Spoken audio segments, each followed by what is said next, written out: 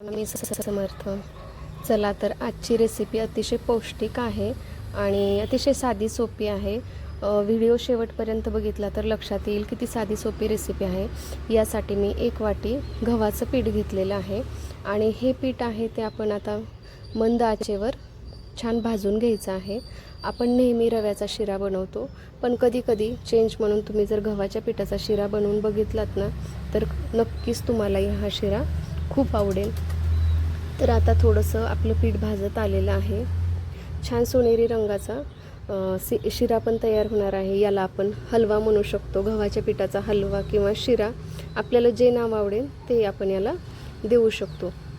तर गॅस आपल्याला छोटाच ठेवायचा आहे, कारण जर मोठा गॅस केला तर काय होतं, पीठ वरच्यावर भाजल्या जातं आणि कलर पण काळसर येतो, पण शिरा खाताना तो कच्चा लागतो. त्यामुळे मंद आचेवर आपण भाजून घेतलेला आहे. आता ज्या वाटीनं मी गव्हाचं पीठ घेतलेलं होतं तेवढी वाटी गच्च भरून आपल्याला साखर घ्यायची आहे. साखर तुम्हाला जर जास्त गोड खायला आवडत असेल तर अजून थोडीशी साखरही ॲड करू शकता. मी साखरेमध्येच थोडी विलायची पावडर पण मिक्स केलेली होती.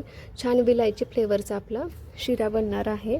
ते दाखवायचं राहिलं, पण तुम्ही विलायची टाकू शकता. आता थोडंसं तूप टाकायचं आहे आणि हे छान एकजीव करून घ्यायचं आहे. याला मी ड्रायफ्रूट्स वापरणार नाही, फक्त विलायची पावडर जास्त प्रमाणात टाकलेली आहे. हवं असेल तर तुम्ही ड्रायफ्रूट्स टाकू शकता. आणि हे पाणी गरम करून घेतलेलं आहे आणि पाणी एकदाच टाकायचं नाही. साधारणतः मी 1.5 ग्लास पाणी घेतलेलं आहे. जसं लागेल तसं आपल्याला टाकून हे सर्व एकजीव करून घ्यायचं आहे, कारण एकदाच पाणी टाकलं तर शिरा पातळ होतो आणि त्याला मग खूप वेळ शिजवत बसवावं लागतं. त्यापेक्षा जसं पाणी लागेल तसं आपण टाकणार आहोत. आपण आता मस्त याला मिक्स करून घेऊया. थोडासा घट्ट वाटतोय खूपच शिरा अजून, त्याला थोडंसं पाणी टाकलेलं आहे आणि आता मी छान मिक्स करून घेणार आहे. या स्टेजला तुम्ही ड्रायफ्रूट्स ॲड करू शकता.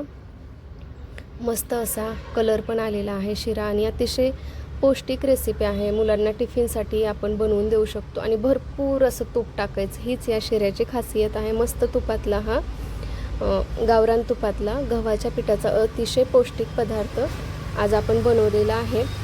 नक्कीच या पद्धतीने रेसिपी बनवून बघा आणि जर तुम्हाला आवडली तर तसं कमेंट करून सांगा. चॅनलवर नवीन असाल तर आपल्या चॅनलला सबस्क्राईब करून तुम्ही आम्हाला सपोर्ट करू शकता.